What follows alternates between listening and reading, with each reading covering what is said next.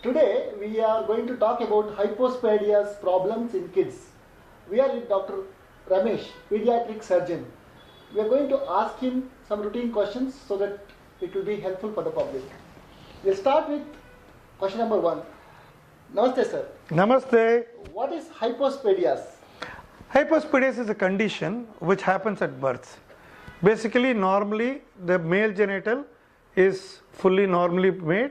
The glands, opening of the tip of the glands has got a urinary opening and a foreskin fully covered. In some children, for vague reasons, the undersurface of the male genital or the penis is not fully developed.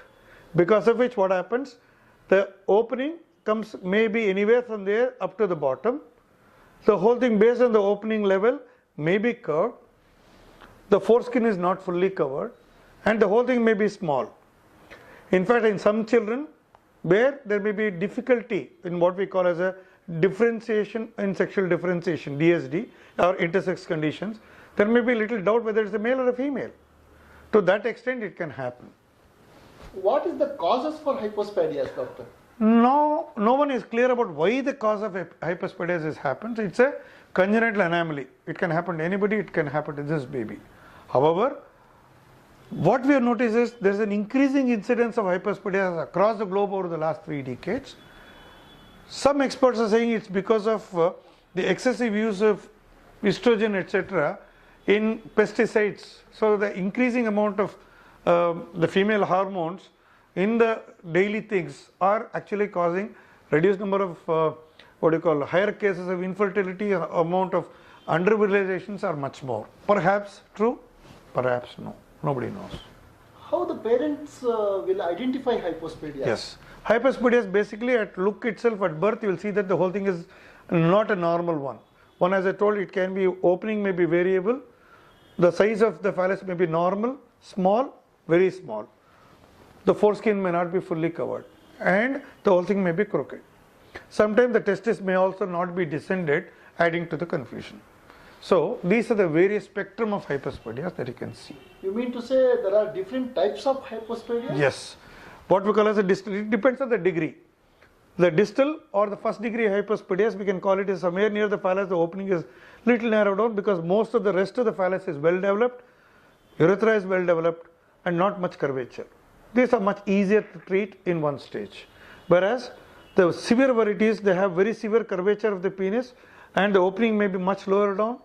There may be a lot of tissues may be available, not available, and the whole thing may be sort of buried and the whole thing may be extremely malformed. This is called a severe hypospadias. In most of these children, we require staged operations. What are the options for treatment for hypospadias? The only treatment is surgery, no alternative. Previously, maybe about 30-40 years back, anesthetic risk was high and people used to say maybe the technology, techniques, anesthesia techniques were all not as well developed. But now with the current availability of technology, expertise, anesthetics, medications, the amount of sutures, what we have currently, I think it is necessary for every single child with a hypospadias to be corrected so that he has a normal adulthood. Doctor, in what age group generally the child gets this problem? No, this is happening at birth. Perhaps before birth itself, during the development of the genitals itself, the defect may have happened, but it's manifested at birth. Just because it's seen at birth, we do not require an operation unless there's an obstruction to the urinary passage. Otherwise, most of the children we wait at least up to 1 year of age for 2 reasons. One, the child will be a little more fragile at birth. We would rather wait for the other things for the child to be developed. That is the different organ system, the nutrition, the feeding, let everything settle down because it's not an emergency whatsoever. So we wait up to 1 year of age. Plus in addition, the child's bodily growth is also maximum in the first 1 year of age. So we would prefer the child to be done by 1 year of age. At the same time, we don't want it to be delayed too much for a reason because the smaller children don't remember what happened to them. So it's much easier, they do not have this in the long-term memory. Third, most important, however good or bad it looks, by the time they go to school, it should be normal or near normal. So that when they are aware of their genitals, they shouldn't feel that something is abnormal.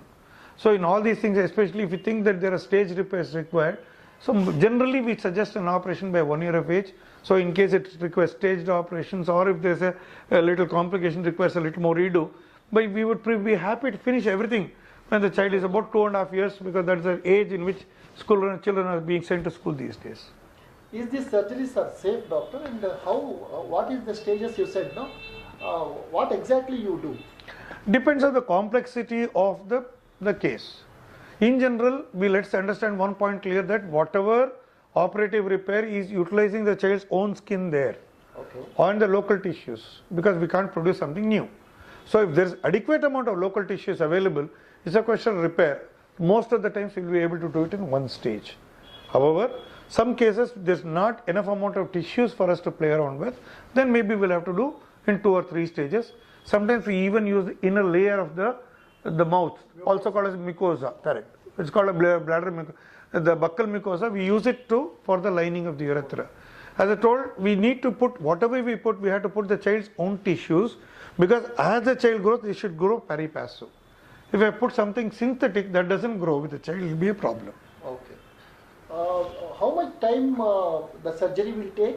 It depends on the complexity of the operations. Most of the operation, the actual operation may take about anywhere between 1 to 1.5 hours, but sometimes it's too complicated, it may take even 2.5, 3 hours too. Okay. Will the baby will have any kind of a catheter or something after the surgery? Yes. During operation, as I told, we have got a lot of important things. First, we make sure that the penile shaft is straight. Once that is done, next we try to see how the urethral plate is there. There is the urinary passage. We reconstruct it at the tip. We make sure that the covering of the shaft is adequate. And prepuce may or may not be preserved, because most of us prefer to use the skin for the rest of them. So as I told, first important thing is the functionality. That means the child passing urine in a good stream from the tip is a first priority, because that's what the child requires. Okay. As the child grows older, the cosmesis, the looks are important. When the child comes from a marriageable age, the functionality, that is the erectile tissue, erectile this thing, and the sensations are also important. That means previously we used to be bothered only about trying to get the urinary tip.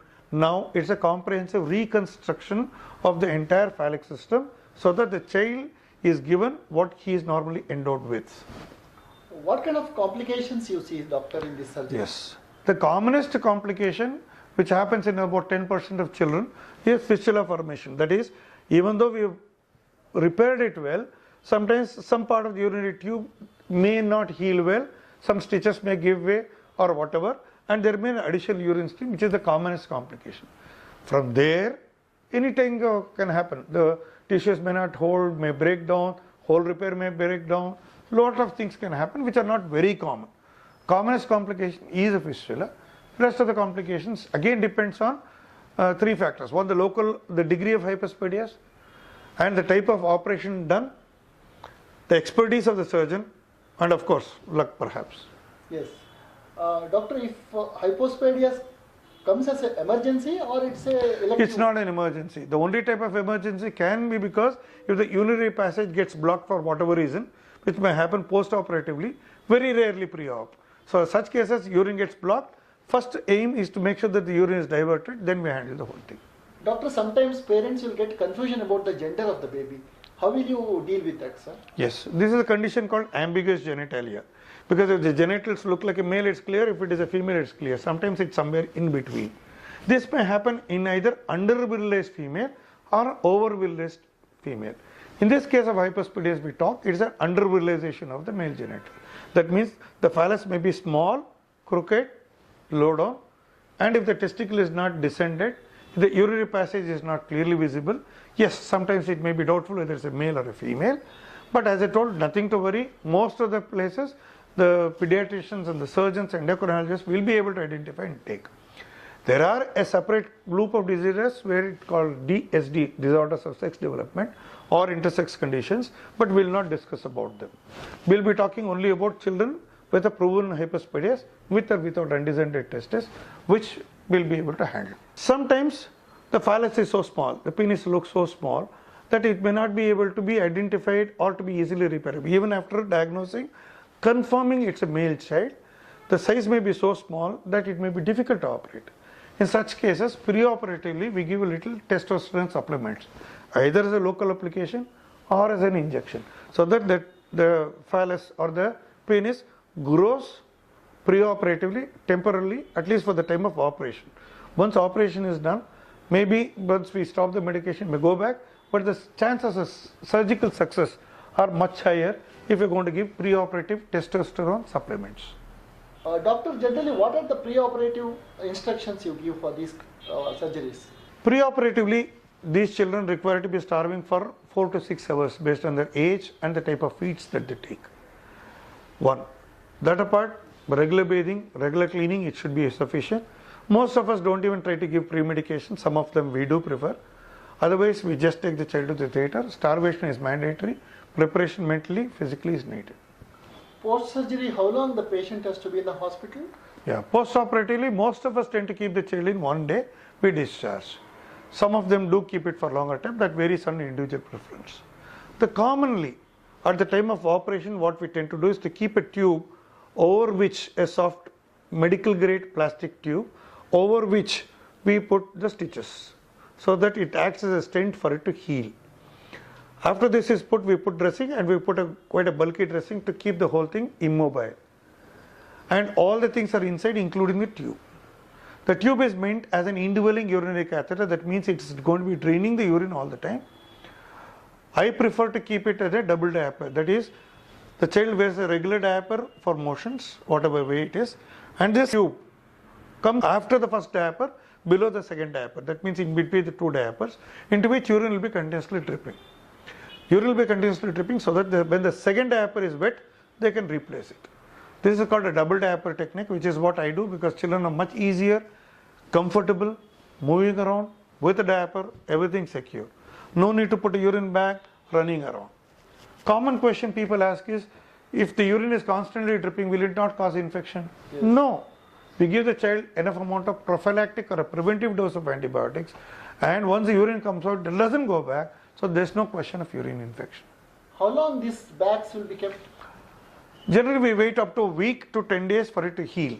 Once the main repair heals, on the outpatient basis, we remove the dressing after about a week or sometimes up to 10 days. We remove the whole thing, remove the tube, and then leave the child alone. Is there any other problem, the tubes being inside? Yes. Nobody likes to have a urinary tube inside the bladder. Obviously, bladder is sensitive, more so in a child. So one, the child may be a little cranky, may not be very happy having the tube. Sometimes it irritates the bladder and it causes bladder spasm.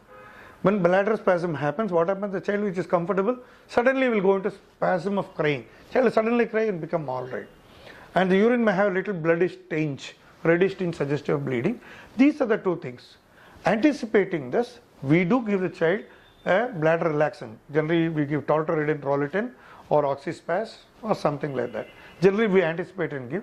Despite that, some children do get it. In that case, the doctors will help you. Plus, in addition, whenever there is a urinary catheter in the bladder, many children find it difficult to pass stools. One, they may get into constipation, or when they forcibly pass, the tube may also come out. To prevent this, most of the children post-operatively, we give them a small dose of laxatives by which the motions are soft. Another thing which can happen to these children is whenever there is a tube inside the bladder, through the genitals, they may have, a lot of them may have perianal itching. They have little itching and irritation around the anal area. They may be scratching and parents may be worried. Nothing to worry. The moment we take out the tube, it will all settle down. How you handle the parents and what are the suggestions you give for the parents after the patient going home? I call it child proof and parent proof. That means nobody can tamper with it. So as I told you, the major portion of the dressing, we put a bulky dressing, we cover everything. Only when tube comes out, if the parents can make sure the tube doesn't come out, it's all right. It will not. 2 diapers, foolproof, parent proof. Take it out. After 1 week, we take it out. It should be fairly straightforward.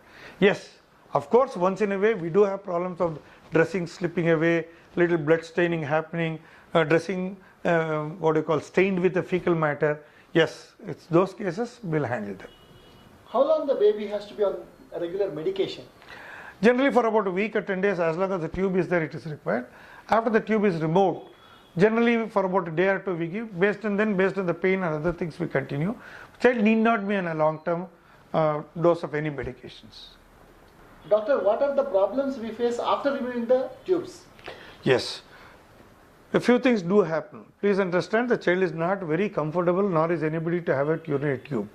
Operated area, sensitive portion of the body, discomfort, overdoting parents and grandparents, all these things add too much to the anxiety of the child. So when the child's tube comes out, a few things do happen. One, because the tube is there for inside the urinary passage, there's a little amount of irritation and child may not be able to pass urine easily, may hold back. One.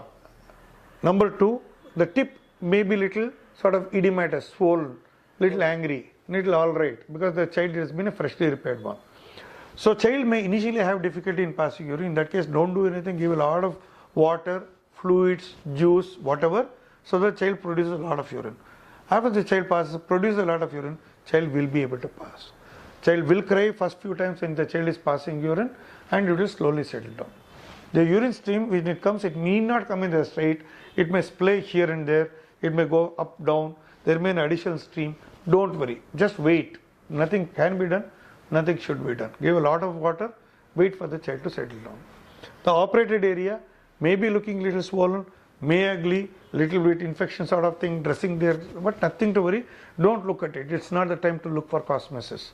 After dressing comes off, the whole area will be little swollen, not well. All you need to do is to give sitz bath. That is, take a tub or basin, lukewarm water, comfortable temperature, a fistful of salt so that the swelling comes down, and any liquid soap. Obviously, I prefer Indian made, but your choice. Soap, salt, warm water, comfortable temperature. Make the child sit in it for 15-20 minutes. That will soothe the area, clean the area, and make the child much better. Let the child pass urine, doesn't matter. Do that 3 to 4 times a day. Whole area, the inflammation will come down.